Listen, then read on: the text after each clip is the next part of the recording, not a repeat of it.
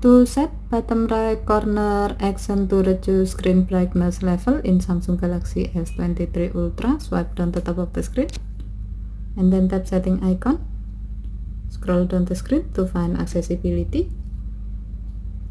Tap accessibility and then tap interaction and dexterity. Scroll down the screen. Under mouse and physical keyboard section, tap auto action after pointer stop.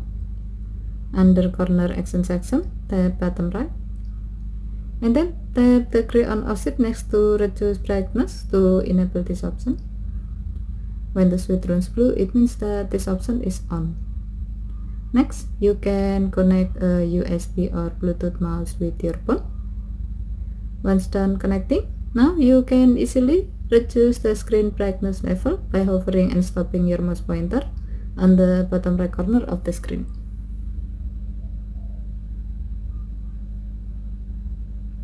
Okay, thank you for watching. Have a nice day.